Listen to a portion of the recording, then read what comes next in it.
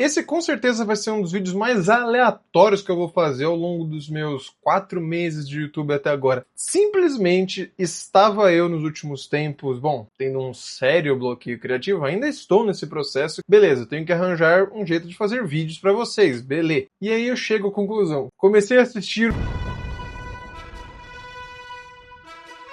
Série ótima. A série é ótima. Adorei. Assisti inteirinha. Meu, primeira, quarta temporada, assim, zaralhando. Ainda, óbvio, né? Invencível ainda tem mais não sei quantas temporadas pra lançar e, bom, vou continuar acompanhando e tal. E, cara, foi muito aleatório. Me veio à cabeça que existe uma conexão entre os Viltromitas e as marcas de carro chinesas. Isso parece esquisito. Provavelmente, senão eu não estaria fazendo esse vídeo. Mas é isso. O assunto desse vídeo será a relação que existe entre os Viltromitas e os carros chineses. Bora pro vídeo. Seja muito bem-vindo ao Quarta Marcha, eu sou Henrique Perrenot e vamos lá que eu quero explicar essa brisa aleatória pra vocês. Pra quem não conhece, os Viltromitas são uma raça alienígena, né, do mundo de Invencível, em que basicamente eles eram uma raça normal, como qualquer outra, só que eles foram, bom, evoluindo na base da porrada. Eles foram meio que acabando com os mais fracos, de uma forma que eu não posso falar direito no YouTube, porque senão eu tomo alguma restrição aleatória aqui no nível que eu tô agora, pra acabar com o meu canal. E, bom, eles foram fazendo isso com o tempo e os que sobraram dessa limpeza foram ficando mais fortes, foram ficando seres mais poderosos. Então, basicamente, eles diminuíram a população e foram ficando com seres cada vez mais fortes. Meio que um darwinismo no nível extremo da coisa. E a gente sabe que existe um pouco de correlação disso com... sabe, os caras de bigode, mas o que eu tô querendo dizer é, eles começaram com uma grande população fraca e foram diminuindo, porque eu não posso usar as palavras, pra ficar uma população com poucos indivíduos forte. Aí teve aquela questão toda da série que, se você não assistiu, descubra, mas se você assistiu, você já sabe. Depois de tudo, lá teve o flagelo, uma galera foi de arrasta pra cima, e aí os que sobraram ficaram ainda mais agressivos e pipipipopopó. E estamos agora nesse momento da série. O que isso tem a ver com carro? Absolutamente nada. Absolutamente nada. Mas, como eu tô no bloqueio criativo e eu preciso arranjar um jeito de trazer vídeos pra vocês, me surgiu essa ideia simplesmente de marcas de carros chinesas. Vamos lá que eu quero explicar. Se vocês não sabem, as marcas de carros chinesas fazem parte de um grande plano maior do governo chinês, que é desenvolver a China. Não sabemos exatamente qual o objetivo final de desenvolver a China, mas é para desenvolver a China. Beleza. E aí eles têm uma coisa chamada planos quinquenais, que é de 5 em 5 anos eles... como é que eu posso dizer? Eles falam o que eles... qual que é o plano nesses próximos 5 anos? E o que aconteceu? No 13º plano, tem uma colinha aqui, tá? Que foi entre 2016 e 2020. Eles mudaram um pouco as ideias.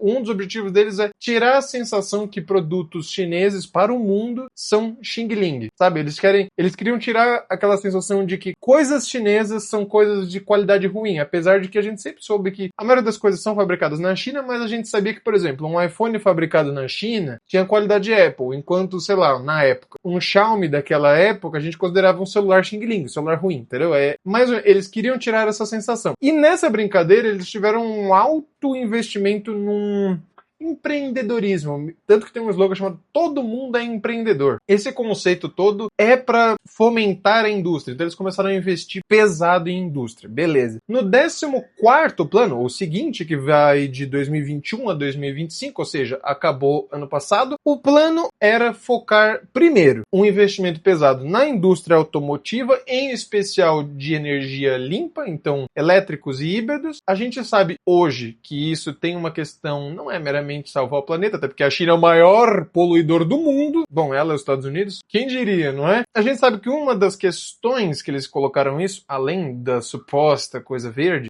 eles querem diminuir a necessidade deles de petróleo. E com isso, bom, elétrico não usa petróleo. Faz sentido a ideia. Começou-se a investir pesado em indústria de carro chinês. O que as pessoas fizeram já com aquele conceito de todo mundo é empreendedor? Várias marcas chinesas nasceram. Muitas. Centenas. Cara, eu fui contar as que existem hoje, as que estão funcionando. Não tô falando as que quebraram ao longo do tempo. 200 e poucas marcas. marcas. Tudo bem que a maioria são pequenas, algumas com investimento alto, investimento estatal, outras locais, algumas de província, tipo, uma cidade tem a sua própria marca e aí ela meio que tenta investir para essa marca ficar maior do que só na província. Só que, tipo, qualquer província na China tem 100 milhões de habitantes, então uma marca que vende lá tem como se estruturar. Tá? Outras são uma parceria entre governo e iniciativa privada, outras são majoritariamente privadas e por aí vai. O mercado chinês, apesar de gigante, não é infinito. Ele tem um limite de marcas que podem atuar ao mesmo tempo, tendo lucro. E, obviamente, o governo não consegue salvar todo mundo. Tem isso também. Essa brincadeira de terem várias e várias e várias marcas, sendo que todas elas são pequenas e vocês estão entendendo mais ou menos o conceito da China. A gente quer que existam marcas chinesas poderosas. Como nós vamos fazer isso sem ter que criar, tipo, a empresa chinesa de carros? Muito simples. Vamos incentivar uma pá de gente, uma pá de marca. Quem durar mais, quem sobreviver, quem crescer, quem foram os melhores, vão sobreviver, vão continuar tendo apoio ou vão ficar capacitados o suficiente para brigar em mercados internacionais e pá. É meio que isso. O governo chinês deu o primeiro passo. Então, tipo, a marca nasce, o governo chinês vai lá e, tipo, ó, você vai ter um investimento de, sei lá, 50 bilhões. Beleza, você consegue nascer, consegue levantar uma fábrica, consegue levantar um produto. Agora é o seu trabalho fazer isso ser rentável a partir daí. Aí que vem a questão que eu falei dos Viltromitas, muito aleatório, que é,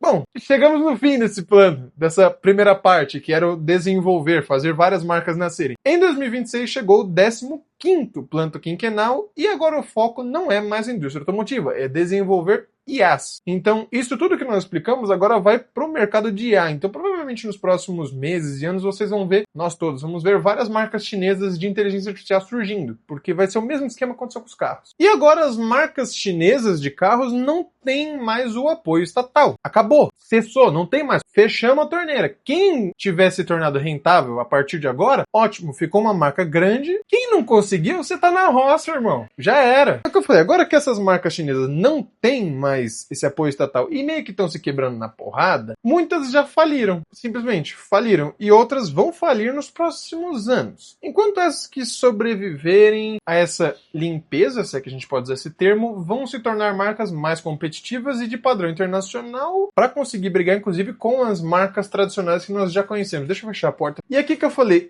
na minha humilde opinião, é o exato mesmo conceito dos Viltromitas. Várias marcas nasceram e agora elas são forçadas a brigar entre elas e com as marcas tradicionais pelo mercado chinês. As que forem mais fortes, mais adaptadas, mais preparadas, mais rentáveis, por aí vai, as que inovarem mais, vão ser as que vão sobreviver. E se você parar pra pensar, tecnicamente elas seriam as mais fortes também. E assim, essas que sobreviveram vão conseguir lutar com as marcas tradicionais. Então a gente já tem hoje algumas que são reflexo disso. BYD, GWM, Geely. De cabeça eu lembro sempre essas primeiras três, mas Chery, a gente tem logo a gente vai ver a NIO saindo da China, indo para mercados tradicionais. Talvez, eu espero que algum dia a gente veja a Li Auto, é uma marca muito legal que eu quero trazer um vídeo inclusive falando dela. A Changan, né, recentemente começou a vir para cá. Então a gente tem várias marcas que já chegaram nesse ponto de maturação em que elas estão indo para outros mercados e tem produtos competitivos, elas conseguem brigar com as marcas tradicionais. E aí que vem a última relação que eu vou trazer aqui, que é os mais fortes sobreviveram a essa limpeza. Beleza. Esses mais fortes, o que eles fazem? Eles vão para outros mercados. Como eu falei, BYD veio para vários países, inclusive para o Brasil. O Brasil é um país muito importante para a BYD no cenário internacional. A gente não vê muito falar disso, porque, bom, a China é muito importante. 35 milhões de carros. No ano passado, o Brasil foi tipo 2 milhões e 800. Existe um gap muito grande. Mas ainda assim, a BYD vê o Brasil como muito importante, assim como a GWM, assim como a Chery, assim como tantas outras marcas. Bom, não é à toa que a Chery trouxe tipo 500